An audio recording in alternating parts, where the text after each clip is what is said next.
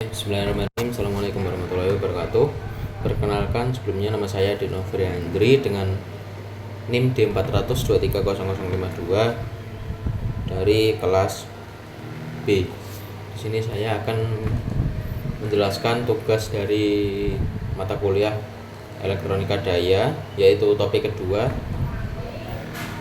Terdapat beberapa materi yang harus dijelaskan. Yang pertama ada perbedaan antara instantaneous power, ada RMS power dan power rata-rata. Untuk instantaneous power atau biasa disebut dengan daya sesaat, itu merupakan daya yang terdapat pada setiap momen waktu. Untuk perhitungan matematisnya itu dapat disimbolkan P dalam kurung T atau daya per waktu sama dengan tegangan per waktu dikalikan dengan arus per waktu. Untuk daya sesaat atau instantaneous power itu bisa berubah-ubah besarnya atau kecilnya seiring dengan waktu di dalam rangkaian AC. Iya benar. Lalu ada RMS power. RMS power itu merupakan nilai efektif dari daya listrik yang ekuivalen dengan nilai DC. Untuk rumus perhitungan matematisnya ada PRMS atau daya RMS sama dengan akar dari 1 per T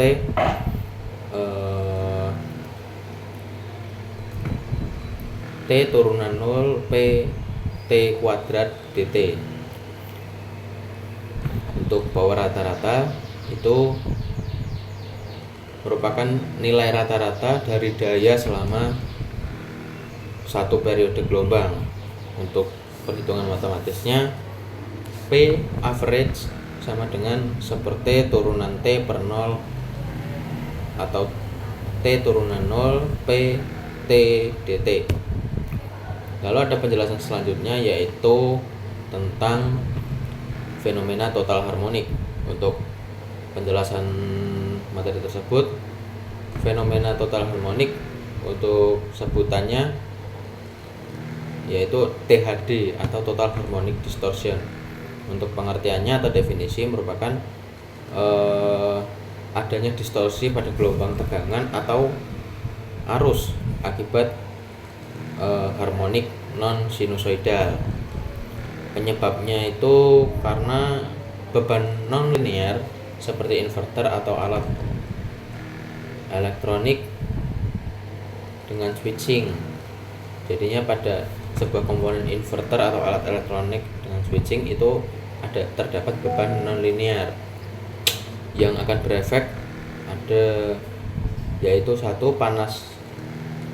suhu panas yang berlebih pada peralatan, lalu ada penurunan efisiensi pada sistem, dan juga terjadinya gangguan alat sensitif. Lalu yang ketiga ada penjelasan tentang rangkaian rectifier AC to DC. Untuk penjelasannya yang pertama ada half wave rectifier. Untuk half wave rectifier itu merupakan rectifier yang menggunakan satu dioda yang berfungsi yang digunakan untuk menghantarkan arus selama 1,5 siklus gelombang. Yang dimaksud adalah siklus gelombang arus AC. Untuk kelebihannya itu sederhana dan biaya operasional yang rendah. Tapi untuk kekurangannya efisiensinya rendah karena hanya menggunakan setengah dari siklus input. Untuk pengaplikasiannya itu ada pengisian baterai kecil, jadi digunakan pada rangkaian daya yang rendah. Lalu ada full wave rectifier. Full wave rectifier bagi menjadi dua, ada center tap full wave rectifier sama bridge rectifier. Untuk center tap full wave rectifier itu dapat digambarkan menggunakan dua dioda dan transformator dengan center tap atau titik tengah pada belitan sekunder. Untuk kelebihannya yaitu dapat memanfaatkan dari kedua setengah siklus yang akan menghasilkan output yang lebih efisien. Untuk kekurangannya itu membutuhkan transformator dengan center tap yang akan mengakibatkan biaya operasionalnya menjadi semakin mahal. Untuk pengaplikasiannya itu diaplikasikan pada jatuh daya menengah atau jatuh daya untuk daya menengah. Lalu ada bridge rectifier, itu terdiri dari 4 dioda yang terhubung membentuk sebuah jembatan atau bridge yang berfungsi untuk memanfaatkan kedua siklus gelombang AC. Kelebihannya itu tidak memerlukan transformator dengan center tap. Lalu untuk kekurangannya terdapat penurunan tegangan akibat dua dioda yang beroperasi dalam lintasan arus. Untuk pengaplikasiannya itu terdapat pada jatuh daya pada berbagai perangkat elektronik. Lalu ada control rectifier atau rectifier terkendali. Itu menggunakan sebuah perangkat semikonduktor yang terkendali, sebagai contoh SCR atau tristor, yang berfungsi untuk mengontrol waktu pengaliran arus.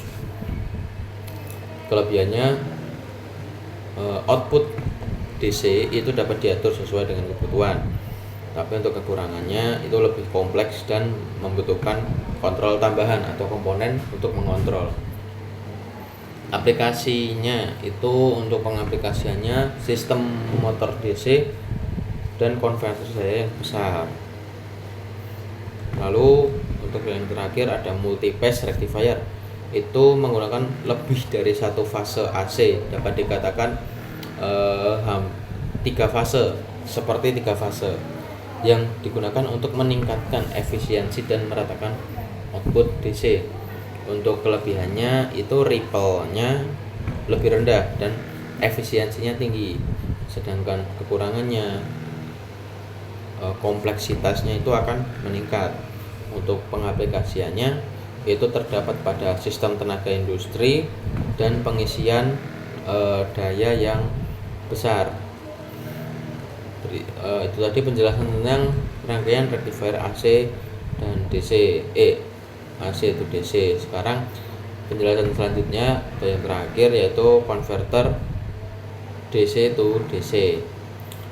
Untuk penjelasan rectifier converter DC to DC, yang pertama ada buck converter. Untuk buck converter itu fungsinya untuk mengurangi tegangan input. Biasanya digunakan untuk pada pengatur daya yang rendah. Lalu ada boost converter, berfungsi untuk meningkatkan tegangan input. Sebagai contoh, sistem baterai untuk tegangan tinggi. Lalu ada yang ketiga, ada buck boost converter. Jadi buck boost converter itu dapat dikatakan kombinasi dari buck dan boost converter pada penjelasan 1 dan 2, yaitu dapat menaikkan atau menurunkan tegangan input. Jadinya biasa diaplikasikan untuk kebutuhan yang fleksibel.